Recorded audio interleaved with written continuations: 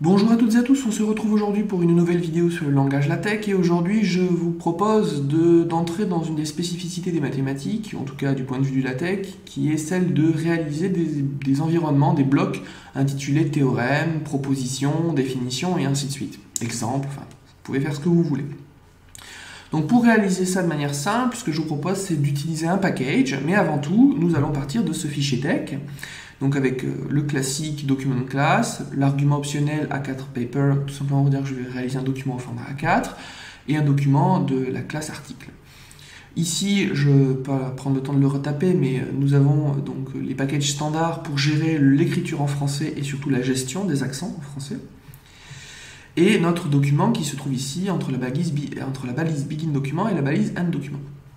Donc le package en particulier que je vous propose d'utiliser ici, qui n'est pas forcément le seul, mais je trouve assez pratique, ici est le suivant, c'est AMSTHM, qui est réalisé par la Société américaine de mathématiques. Donc AMS c'est pour American Mathematics Society et THM pour théorème. Donc ce package va permettre de générer des nouvelles commandes qui vont pouvoir nous permettre de générer des environnements théorèmes par exemple. Donc comment ça va se faire? Eh bien tout simplement en créant des environnements à la volée. Alors à la volée, on s'entend avant le début de la balise begin document. Donc ce qu'on va faire, c'est qu'on va créer un nouvel environnement qui sera notre environnement de théorème. Donc pour ce faire, on utilise la commande new théorème. Bien sûr, c'est une commande en anglais, donc on n'a pas le E ici. Cette commande va prendre deux arguments obligatoires et un argument optionnel. Le premier argument obligatoire va être un identifiant dans notre document tex. Cet identifiant ne se verra à aucun moment dans le fichier PDF final, mais il va nous permettre de rappeler cet environnement théorème particulier que nous sommes en train de générer. Donc là, par exemple, puisqu'il s'agit d'un théorème, je vais l'appeler mon théorème. Le deuxième argument obligatoire, c'est un argument qui va apparaître sur le fichier PDF final, qui va être justement le mot-clé que l'on va voir au début de cet environnement. Puisqu'il s'agit d'un théorème, ce que je vous propose, c'est d'écrire théorème. Et enfin, le troisième argument, qui est un argument optionnel, va ici nous permettre de gérer la numérotation du théorème en fonction de l'endroit où il se situe. C'est-à-dire, s'il se situe dans une section, on peut faire en sorte que le théorème tienne compte de la numérotation de la section dans sa propre numérotation. Donc on va voir ça juste après. Donc, en ayant utilisé cette commande new théorème, nous venons de générer un nouvel environnement qui s'appelle mon théorème.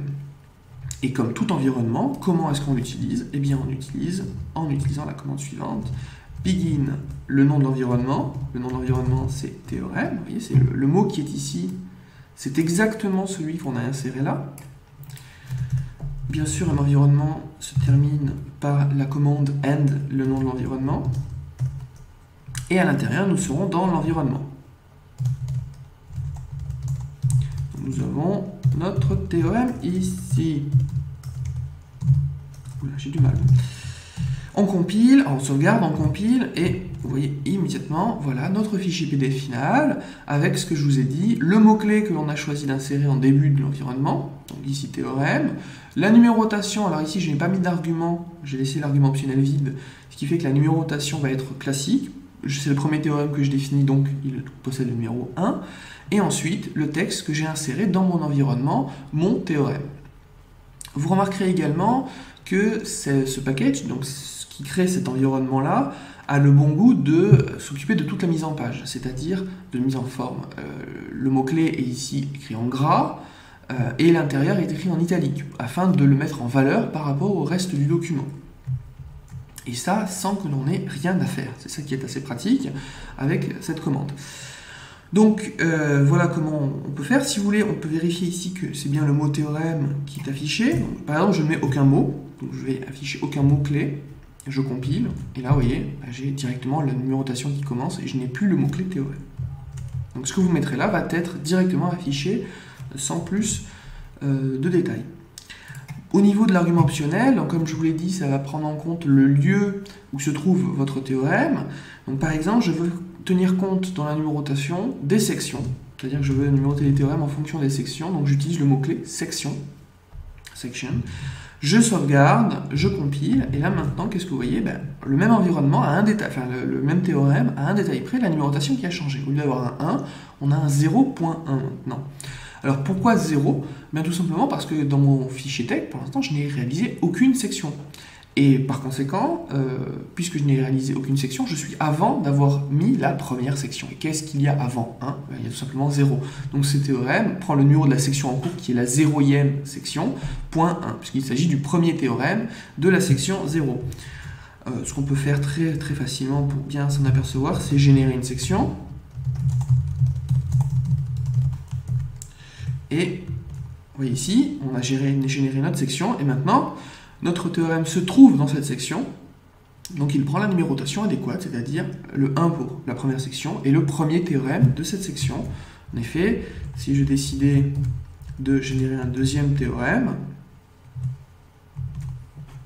vous voyez, le 1 ne change pas, puisqu'on est tous les deux dans la même section. Par contre, c'est le deuxième théorème qui se trouve dans cette section. Et on peut faire pareil pour les sous-sections, et ainsi de suite. Donc voilà, par exemple, si je décide de changer le mot-clé section par subsection, je compile, et là maintenant, vous voyez, on a ajouté un numéro supplémentaire qui est le numéro de la sous-section. Donc là, ce qu'on peut voir, c'est que je viens de générer une section, donc qui est la première section. Par contre, je n'ai pas encore généré de sous-section, donc je suis encore au niveau 0 de la sous-section, et ensuite, il s'agit du premier théorème. Donc voilà pour l'environnement théorème que je viens de créer moi-même. Mais ce package peut aller au-delà, c'est-à-dire qu'on peut, alors bien que la commande s'appelle newTheorem, on peut détourner son utilisation pour générer d'autres environnements. Par exemple, on peut générer un environnement de type définition, qui permettra de mettre en valeur une définition. Donc comment on va faire ça? Bien, tout simplement en créant un nouvel environnement personnalisé.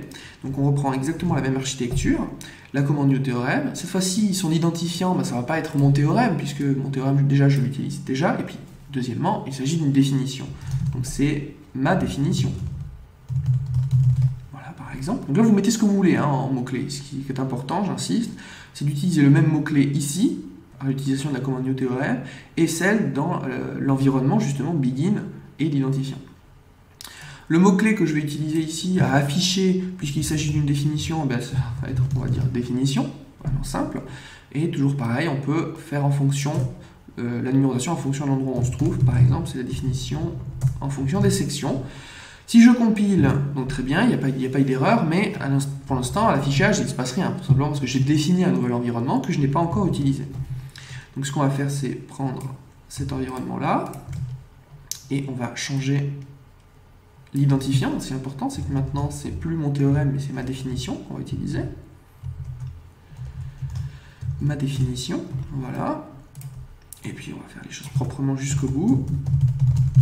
Et voilà, donc maintenant, qu'est-ce qu'on va avoir? Dans la section, ma première section, on va avoir un théorème et une définition.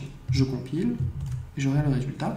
Et vous voyez, donc on a un nouvel environnement, une nouvelle chose qui vient de s'afficher, donc qui est la définition. Définition 1.1, simplement parce que c'est la première définition de la première section. Ce que vous pouvez remarquer également, c'est que de cette manière-là, comment ça a été généré, c'est-à-dire en redéfinissant deux théorèmes différents, les numérotations entre théorème et définition ne se chevauchent pas, ne se mélangent pas. Donc il n'y a aucun souci, vous n'aurez pas des définitions qui commencent par exemple à 1 et un théorème qui commence à 8, parce que vous aviez cette définition avant.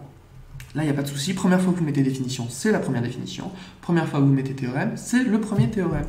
Et donc, en utilisant encore et encore ce package, vous pouvez définir, donc, comme je vous l'avais dit tout à l'heure, tout type d'environnement, tel que exemple, propriété, et ainsi de suite.